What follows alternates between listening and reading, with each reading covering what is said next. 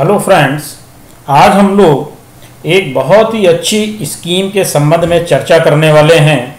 कोविड-19 के समय में जो लॉकडाउन पीरियड चल रहा है, जिसकी वजह से बहुत सारे व्यापार में घाटा हुआ है, कई तरह की और भी समस्याएं आई हैं, उनके संबंध में सरकार के द्वारा कई स्कीम्स घोषित की गई हैं। उनके संबंध में चर्चा करेंगे, जिसमें एक बहुत ही अच्छी स्कीम उन लोगों के लिए आई है जिनका अकाउंट एनपीए हो गया है या जिनको व्यापार में किसी कारण से घाटा हो गया है और वो उसको मेंटेन नहीं कर पा रहे हैं, उन लोगों के लिए। तो उसके संबंध में चर्चा करने से पहले एक छोटी सी रिक्वेस्ट कि अगर आपने अभी तक हमारा चैनल सब्सक्राइब नहीं किया है तो कृपया सब्सक्राइब करें और बेल आइकन अवश्य प्रेस करें, जिससे हमारे अपलोड होने वाले वीडियो आपको जल्दी से जल्दी मिल सकें। तो आइए देखते हैं कि ये कौन सी स्कीम है। ये स्कीम है ₹20,000 crore subordinate debt for stressed MSMEs. ऐसे लोगों के लिए जिनका व्यापार में कई तरह का घाटा हुआ है और वो उसको मेंटेन नहीं कर पा रहे हैं, उसके लिए सरकार ने ये स्कीम लागू की है, जिसको देखना बहुत ही ज़रूरी है। और मेरी समझ से इस तरह की स्कीम बहुत रेयर केस में आती है, क्योंकि ऐसा बहुत कम होता है जब बैंक ऐसे लोगों को लोन दे जिनको व्यापार में घाटा हो गया है या जो व्यापार को मेंटेन नहीं कर पाए हैं। हमेशा बैंक ऐसे लोगों को लोन देना चाहता है जिनकी क्रेडिट बहुत अच्छी होती है या जिनकी पेइंग कैपेसिटी बहुत अच्छी होती है या जिनका सिविल बहुत अच्छा होता है। कभी भी कोई भी बैंक ऐसे आदमी को, ऐसी फर्म को, ऐसी संस्था को लोन नहीं देना चाहती है जो एनपीए में हो, क्योंकि ऐसे लोगों से लोन को रिकवर करने में बैंक को ऐसा लगता है कि बहुत दिक्कत होगी। हो सकता है कि वो रिकवर हो पाए या ना हो पाए, इसलिए इस शंका की वजह से बैंक ऐसे लोगों को लोन देने से हमेशा कतराती रहती है। तो ऐसी पोजीशन में हमारी फाइनेंस मिनिस्टर श्रीमती निर्मला सीतारमण जी ने एक ऐसी स्कीम अनाउंस की है जो ऐसे लोगों के लिए बहुत ही फायदेमंद है।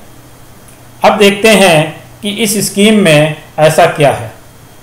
Stressed MSMEs need equity support. तो इक्विटी सपोर्ट स्ट्रेस्ड एमएसएमई को दिया जा रहा है, जो कि निराश हो गए हैं, थक चुके हैं। उनको लग रहा है कि अब हम अपने व्यापार का सर्वाइवल, अपनी उद्योग का सर्वाइवल नहीं कर पा रहे हैं। तो ऐसे लोगों के लिए है। इसमें क्या है, GOI will facilitate provisions of ₹20,000 crore as subordinate dept. तो 20,000 करोड़ रुपए का एक सबऑर्डिनेट डेप्ट के माध्यम से इन लोगों को सुविधा पहुंचाई जाएगी। 2 lakh MSMEs are likely to benefit. और ऐसा सरकार का मानना है, ऐसा सरकार का सोचना है कि लगभग 2 लाख MSMEs को इससे फायदा होगा। Functioning MSMEs which are NPA or are stressed will be eligible। अब इस लोन की फैसिलिटी के लिए एलिजिबल कौन होगा?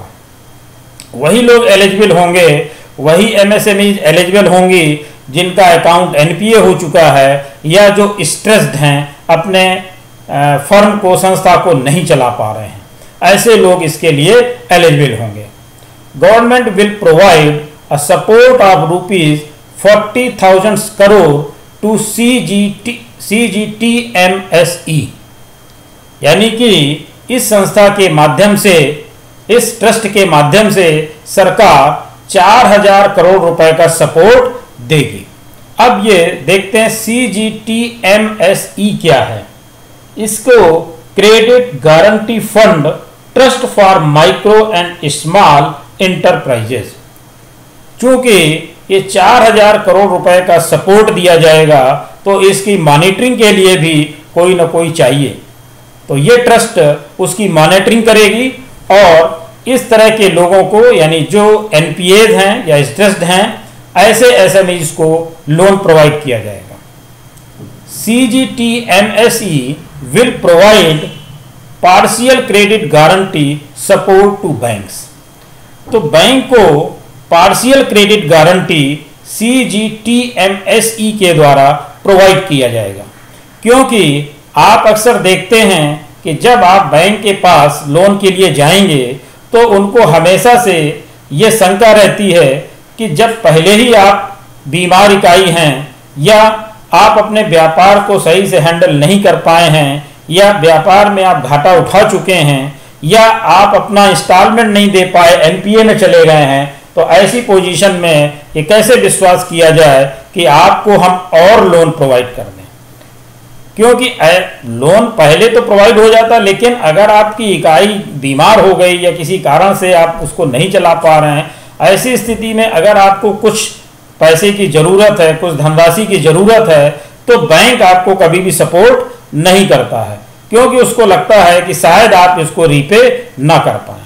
तो ऐसी स्थिति से उभरने के लिए सरकार ने उनको इस तरह की क्रेडिट गारंटी अवेलेबल कराई है कि आप उनको दें, और अगर किसी प्रकार की कोई शंका है उसके लिए हम आपको प्रोवाइड पार्शियल क्रेडिट गारंटी, तो उनको क्रेडिट गारंटी प्रोवाइड किया जा रही है, जिसकी वजह से उनको आपको लोन देने में दिक्कत नहीं होनी चाहिए।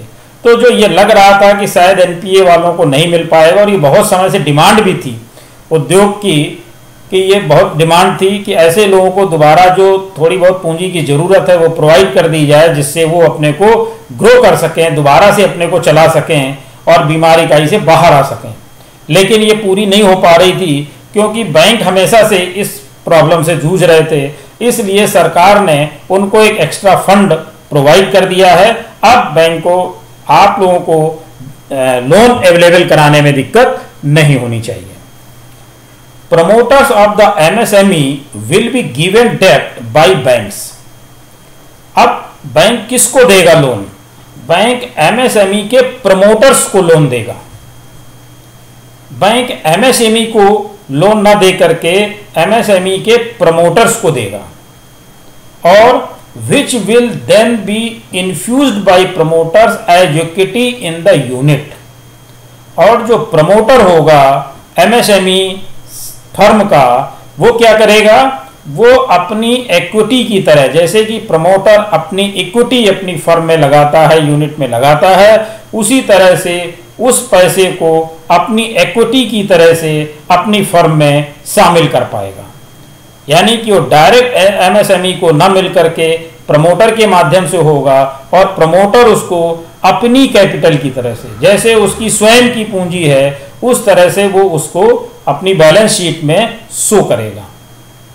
अब इसका फायदा ये होगा कि कई बार क्या होता है, जब बैंक को लोन आप जाते हैं तो वो पूछता है कि क्या आपकी कोई मार्जिन मनी है, क्योंकि जब तक आपकी अपनी मार्जिन मनी उसको बैंक को नहीं दिखाई देती तब तक वो लोन नहीं देना चाहता है।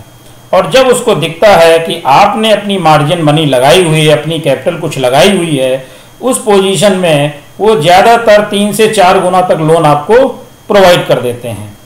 तो यहाँ पर आपको एक फ़ायदा ये है कि जब आपको ये अमाउंट मिलेगा तो उसको आपको MSME में डायरेक्ट ना जमा करके प्रमोटर्स को अपनी इक्विटी की तरह से उसमें जमा करना है, जिससे वो इस तरह से शो होगा कि जैसे कि आपने अपनी मार्जिन मनी इतनी लगाई हुई है। अब मान लीजिए कि आपने ये 10 लाख रुपए इस तरह से इक्विटी में जमा किया, तो 10 लाख रुपए का मतलब हुआ बैंक आपको 3 से 4 गुना तक अधिक दे सकता है, यानी कि 30 से 40 लाख रुपए का आपको और लोन प्रोवाइड कर सकता है। तो इसलिए इसका एक विशेष बेनिफिट ये है कि डायरेक्ट MSME को ना मिल करके ये प्रमोटर को अपने इक्विटी के माध्यम से उसमें जमा करना है, अपनी बैलेंस शीट में शो करना है। तो जैसा कि हम लोगों ने जाना कि ये जो 20,000 करोड़ रुपए का सबऑर्डिनेट डेब्ट दिया जा रहा है, तो इसका हम बहुत अच्छा बेनिफिट ले सकते हैं, और ख़ास तौर से ऐसी इकाइयों के लिए तो बहुत ही अच्छा है जो जिनको जल्दी आसानी से कोई लोन देना नहीं चाहता है, कहीं जल्दी सुनने में नहीं आता कि कोई ऐसी इकाइयों को लोन दे रहा है। तो ऐसी NPAs या स्ट्रेस्ड MSMEs अगर हैं तो उनको इसका बेनिफिट उठाना चाहिए। सरकार ने इसके लिए 20,000 करोड़ रुपए का फंड प्रोवाइड किया है और CGTMSE के माध्यम से 4000 करोड़ रुपए का उनको सपोर्ट भी दिया है, जिसकी वजह से बैंक आपको लोन देने में हीला हवाली नहीं करेगा। तो आशा है कि आपने इसको विधिवत समझा होगा और इसका बेनिफिट उठा पाएंगे। इससे संबंधित और भी मैंने वीडियो अपलोड किए हैं। अगर आप जानना चाहते हैं कि MSME क्या है, MSME किसको रजिस्ट्रेशन कराना चाहिए, किसको इसका बेनिफिट मिलेगा, तो आप हमारे वो वीडियो देख सकते हैं। और इससे संबंधित मैं बहुत ही जल्दी इनकी डिटेल्ड वीडियो जो जो चीज़ें रह गई उनके बारे में बहुत जल्दी अपलोड करूँगा। Thank you.